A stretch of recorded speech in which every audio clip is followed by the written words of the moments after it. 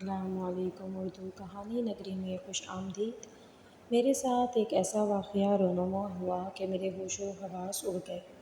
میں نے اپنی زندگی میں ایک ایسی غلطی کر دی تھی جس نے مجھے دربدر کر دیا تھا۔ مجھ پر ایسا وقت آیا کہ مجھے عزت کے لالے پڑ گئے۔ جوانی اور محبت کا جوش انسان کو اکثر صحیح غلط کی تمیز بھی بھلا دیتا ہے، اور تب وہ وقت ہوتا ہے جب انسان کو اپنوں کی بے لوث محبت بھی کمتر لگتی ہے اور دو روز کی محبت جیت جاتی ہے۔ میرے ساتھ بھی کچھ ایسا ہی ہوا۔ میں پچھلے 4 ماہ سے ایک لڑکے کے ساتھ ٹیلی فونک رابطے میں تھی۔ فون پر ہوئی یہ وقت گزاری کی دوستی محبت میں بدلی اور ہم دونوں نے اپنی تصاویر کا تبادلہ کیا۔ میں اپنے خاندان کی سب سے خوبصورت لڑکی تھی اور مجھے زعم تھا کہ وہ خوبصورت آواز اور ساحر الفاظ والا لڑکا مجھے دیکھتے ہی اپنے ہوش و حواس کھو بیٹھے گا، مگر جو ہوا وہ میری توقع کے برعکس تھا۔ تصاویر کے لین دین میں وہ لڑکا تو مجھ پر فدا ہوا ہی، مگر میں اسے دیکھ کر دنگ رہ گئی۔ وہ بہت پرکشش اور خوبصورت تھا۔ اس نے اپنی چمکتی آنکھوں سے مجھے اپنا اسیر کر لیا تھا۔ مجھے شدت سے احساس ہوا کہ مجھ جیسی خوبصورت لڑکی کو اس جیسا شہزادہ ہی جچتا ہے۔ میں نے اس کی ایک تصویر دیکھ کر اپنا پورا مستقبل تک بن ڈالا تھا۔ میں ان دنوں ہواؤں میں اڑنے لگی تھی۔ میرے لبوں پر مسکراہٹ نے ڈیرا جما لیا تھا، مگر میں نہیں جانتی تھی اس مسکراہٹ کی عمر بہت کم ہوگی، کیونکہ انہی دنوں اچانک گھر والوں نے میرے سر پر دھماکہ کیا کہ میرا رشتہ میرے چچا زاد بھائی کے ساتھ طے کر دیا گیا ہے۔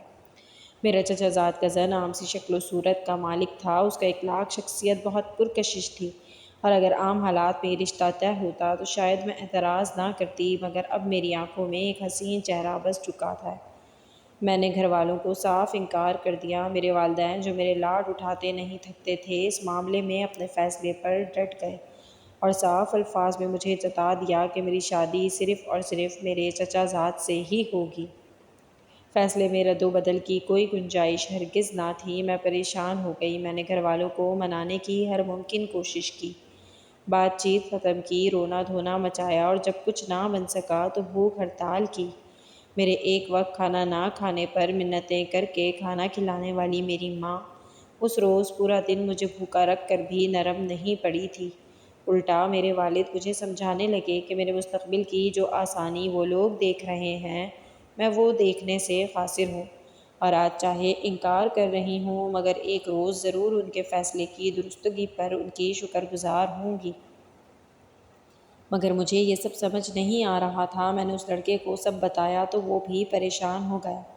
گھبرائے ہوئے لہجے میں بولا کہ اگر میں اسے نہ ملی تو وہ مر جائے گا۔ میں اس کی ایسی محبت پر نازاں ہونے لگی اور خود پر غرور ہونے لگا کہ ایک خوبصورت لڑکا میرے عشق میں اس قدر ڈوبا ہوا ہے۔ گھر والوں کے اٹل فیصلے پر میں نے ایک روز گھر سے بھاگ جانے کا فیصلہ کیا۔ یہ ایسا فیصلہ تھا جو میری زندگی کو جہنم بنا دینے والا تھا، مگر تب مجھے ان باتوں کا احساس ہی نہیں ہوا تھا۔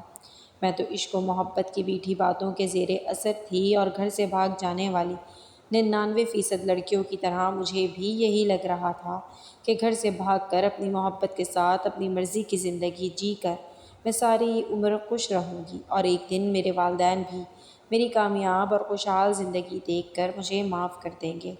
اس لڑکے نے بھی میرے فیصلے میں میرا ساتھ دیا اور اپنی محبت کا یقین دلانے کے لیے مجھے بتایا کہ اس کے پاس جو تھوڑی بہت جمع پونجی ہے وہ سب میرے لیے رکھ چکا ہے، کیونکہ اس کے والدین بھی اس شادی کے لیے راضی نہ تھے۔ اس کے احساس دلانے پر مجھے بھی یہ سوچ آئی کہ اپنے بہتر مستقبل کے لیے میں اپنے گھر سے وہ ساز و سامان اپنے ساتھ لے جاؤں جو میرے لیے ہی رکھا ہوا تھا۔ یوں ایک روز نہایت خاموشی اور رازداری کے ساتھ اس لڑکے کے ساتھ میں اپنے گھر سے پیسہ اور زیور وغیرہ لے کر بھاگ نکلی۔ اپنی محبت کرنے والے والدین کو چھوڑ کر جانے پر میرا دل بھرا رہا تھا۔ آنکھوں میں جمع شدہ نمی کے باعث ارد گرد کا منظر بار بار دھندلا ہو رہا تھا، مگر میں اپنی خوشی کو پانے کے لیے بازد تھی اور چھپتے چھپاتے طے شدہ وقت پر مطلوبہ ریلوے اسٹیشن تک جا پہنچی، جو بدقسمتی سے میرے گھر سے بہت دور تھا۔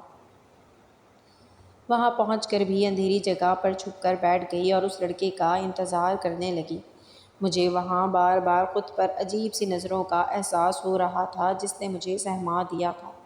مجھے ایسا لگا جیسے ابھی میرے گھر والے مجھے پکڑ کر واپس لے جائیں گے۔ میں دعا کرنے لگی کہ جلد وہ لڑکا پہنچ جائے اور ہم یہاں سے نکل جائیں۔ میرے سامنے 2 ٹرین آ کر جا چکی تھیں مگر وہ لڑکا نہیں آیا تھا اور اس کا نمبر بھی بند تھا۔ مجھے انہونی کا احساس ستانے لگا۔ تھوڑی ہی دیر میں اذانوں کی صدا بلند ہوئی تو میں بے اختیار رونے لگی۔ میں واپس جانے سے بھی گھبرا رہی تھی۔ رات گزر چکی تھی، گھر بہت دور تھا۔ تبھی میرے نمبر پر اس لڑکے کی کال آئی۔ اس نے بتایا کہ اس کے گھر میں کوئی مسئلہ ہو گیا تھا جس کی وجہ سے وہ لیٹ ہو گیا۔ ابھی میں اس سے بات کر ہی رہی تھی کہ ٹرین بھی پہنچ گئی۔ وہ لڑکا اسٹیشن پر ہی موجود تھا۔ اس نے مجھ سے کہا، میں تمہارے پیچھے ہی ہوں، سامنے والے ڈبے میں سوار ہو جاؤ۔ ہم اگر ایک دوسرے کو ڈھونڈنے لگے تو ٹرین چھوٹ جائے گی۔ وہ بھی میرے پیچھے سوار ہو جائے گا اور ٹرین میں مجھ تک پہنچ جائے گا۔ میں اس کی ہدایت پر جلدی سے اس ٹرین میں سوار ہو گئی۔ دل کی دھڑکن اس قدر تیز ہو رہی تھی کہ باقاعدہ ہر دھڑکن کانوں میں گونج رہی تھی۔ ٹرین کے باقی سوار ہنستے مسکراتے سفر کے لیے روانہ ہو رہے تھے اور ایک میں تھی جو حواس باختہ سی ایک ایک کا منہ دیکھ رہی تھی۔ ٹرین نے پھر سے روانہ ہونے کا وصل بجایا مگر اس رش میں مجھے لڑکا کہیں نظر نہیں آیا۔ میں اسے بار بار کال کرنے لگی مگر اس کا نمبر پھر سے بند ہو چکا تھا، اور اصل پریشانی تو تب شروع ہوئی جب ٹرین نے رفتہ رفتہ رینگنا شروع کر دیا اور پھر دیکھتے ہی دیکھتے رفتار پکڑ لی مگر وہ نہ آیا۔ سب مسافر اپنی اپنی جگہ بیٹھ چکے تھے۔ رش ختم ہو گیا تھا، راستہ صاف ہو چکا تھا مگر وہ لڑکا غائب تھا۔ اب میری پریشانی گہرے دکھ اور رنج میں بدل چکی تھی۔ آنکھوں سے بھل بھل آنسو بہہ رہے تھے۔ میں بری طرح رونے لگی۔ اب مجھے احساس ہو رہا تھا کہ کیا کر بیٹھی تھی۔ صاف واضح تھا کہ جو لڑکا اسٹیشن پر موجود تھا وہ اچانک ٹرین آنے پر کیوں غائب ہوا۔ وہ مجھے دھوکہ دے کر جا چکا تھا۔ میرے ساتھ اب جانے کیا کچھ ہونے والا تھا۔ اس درندوں کی دنیا میں تنہا کھڑی رہ گئی تھی۔ رات بھر جاگنے اور بھاگ بھاگ کر اسٹیشن تک پہنچنے کے باعث چلتی ٹرین میں بیٹھے بیٹھے میری آنکھ لگ گئی۔ جانے کب تک میں سوتی رہی، مجھے اندازہ ہی نہ ہو سکا۔ اچانک کسی جگہ انجن کی خرابی کے باعث جھٹکے سے ٹرین کے رکنے پر میں اٹھ بیٹھی۔ چند لمحوں تک خالی خالی نظروں سے سب سمجھنے کی کوشش کرتی رہی اور پھر اچانک سے میرے ذہن میں جھماکا ہوا اور مجھے سب یاد آ گیا۔ تبھی اپنے ساتھ موجود بیگ کو تلاشنا چاہا تو ایک اور تلخ حقیقت سے آگاہی ہوئی، یوں کہ میرا رواں رواں بے بسی سے بھر گیا، کیونکہ میری کل جمع پونجی، واحد سہارا، میرے زیورات اور نقدی والا بیگ میرے پہلو میں موجود ہی نہیں تھا۔ میں جامد ہو گئی۔ پے در پہ مصیبتیں جیسے میری ہی راہ دیکھ رہی تھیں۔ شاید بیگ چرانے والا بھی میری بے بسی اور تنہائی کے بارے میں جان چکا تھا، تبھی تو صرف میرا ہی بیگ غائب تھا، کیونکہ باقی سب کے چہرے اب بھی مطمئن ہی تھے۔ میرے اندر اتنی ہمت بھی نہ تھی کہ اٹھ کر اپنے چوری ہو چکے بیگ کو تلاش کرتی۔ ٹرین پھر سے روانہ ہوئی اور باقی کا سفر ماضی اور حال کے تانوں بانوں میں کٹ گیا۔ میرے ہاتھ میں وہ ٹکٹ دبا ہوا تھا جو میں رات کو اسٹیشن پر آتے ہی خرید چکی تھی۔ ایک چھوٹے سے اسٹیشن پر ٹرین رکی۔ مجھے اس لڑکے نے اسی جگہ اترنے کا کہا تھا۔ اب وہ ساتھ نہیں تھا اور میں اکیلی تھی۔ دل لیے ٹرین سے اتر کر قریب خالی بینچ پر بیٹھ گئی۔ یہی میری نام نہاد منزل تھی۔ اب یہاں سے کہاں جانا تھا، کس سے مدد مانگنی تھی، کس پر اعتبار کرنا تھا، میں کچھ نہیں جانتی تھی۔ جس پر اعتبار کی دعوے دار تھی اسی نے بیچ راستے میں تنہا چھوڑ دیا تھا، تو اب کیسے کسی انجان کو اپنا معاملہ بتا کر مدد طلب کرتی۔ اپنی بے بسی پر میں پھوٹ پھوٹ کر رو دی تھی۔ تب مجھے اپنے پاس کسی مرد کی موجودگی محسوس ہوئی۔ میں نے خوفزدہ ہو کر نظریں اٹھائی اور ٹھٹک گئی۔ میرے سامنے ایک سفید داڑھی والے بارعش بزرگ کھڑے تھے۔ انہوں نے مجھے نرمی سے اپنا تعارف دیا اور میرے سر پر ہاتھ رکھ کر بولے، بیٹی یہاں اکیلی بیٹھی کیوں رو رہی ہو؟ جانے اس پرنور چہرے والے مولوی صاحب کو دیکھ کر اس پل مجھے کیا ہوا کہ میں روتے ہوئے سب کچھ ان کو بتاتی چلی گئی۔ شاید وہ مولوی صاحب میرے والد کی عمر کے ہی تھے، اس لیے میں ان پر یقین کر بیٹھی تھی۔ مولوی صاحب نے مجھے تسلی دیتے ہوئے اپنے ساتھ چلنے کو کہا اور بولے کہ میرا یوں اکیلے اسٹیشن پر بیٹھنا سب کو متوجہ کر رہا ہے اور اسی وجہ سے میں برے ہاتھوں میں بھی جا سکتی ہوں۔ مجھے بھی شدت سے احساس ہو رہا تھا کہ اب اور کوئی راستہ ہے ہی نہیں۔ نہ میں واپس جا سکتی تھی، نہ ساری عمر اس اسٹیشن پر بیٹھے رہنا تھا۔ سو چپ چاپ مولوی صاحب کے ساتھ چلنے کی حامی بھر لی، کیونکہ مجھے وہ مولوی صاحب بہت بھلے انسان معلوم ہو رہے تھے۔ میں ان کے ساتھ ان کے گھر پہنچ گئی، مگر جب میں نے مولوی صاحب کے گھر کے اندر قدم رکھے تو دھک سے رہ گئی، کیونکہ وہاں پر تو پہلے سے ہی میری جیسی 3-4 لڑکیاں موجود تھیں، جن سے مل کر مجھے پتہ چلا کہ وہ بھی میری طرح حالات کی شکار ہو کر مولوی صاحب کو ملی تھیں اور وہ نیک انسان ان کو اپنے گھر لے آئے۔ میں گھبراہٹ کا شکار ہو چکی تھی۔ سب لڑکیوں کے ساتھ ایک جیسا واقعہ ہونا، سب کو ہی مولوی صاحب کا ملنا اور ترس کھا کر اپنے گھر لانا مجھے عجیب محسوس کروا رہا تھا، مگر میں نے منہ سے کوئی لفظ نہ نکالا اور خود کو اللہ کے سپرد کر دیا کہ شاید میں ایک بار دھوکہ کھانے کی وجہ سے سب کو شک کی نگاہ سے دیکھ رہی ہوں۔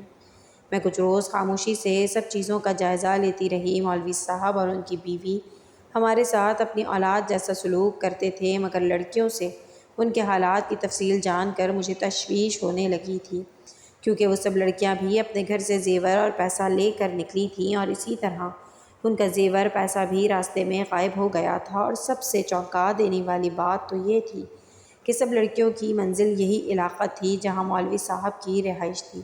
سب کے ہی پہنچنے پر مولوی صاحب پہلے سے وہاں موجود ہوتے تھے۔ ایسا لگ رہا تھا جیسے ایک ہی منظر بار بار دہرایا گیا ہو۔ یہاں کچھ نہ کچھ گڑبڑ تو ضرور تھی، مگر کیا؟ یہ سب سمجھنے سے میں قاصر تھی، سو میں نے مزید چھان بین کرنا مناسب سمجھا۔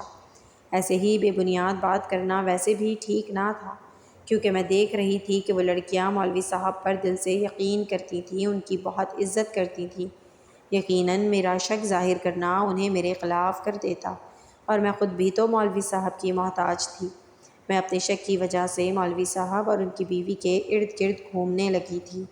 ایسا کرتے ہوئے 2-3 مرتبہ میں نے محسوس کیا کہ مولوی صاحب اور ان کی بیوی سرگوشی اور رازداری سے باتیں کرتے کچھ پریشان سے لگتے تھے، اور جب میں وہاں پہنچتی تو جلدی سے خاموش ہو جاتے، چہرے پر بناوٹی مسکراہٹ سجا لیتے۔ مجھے یہ بات ٹھٹکانے لگی تھی۔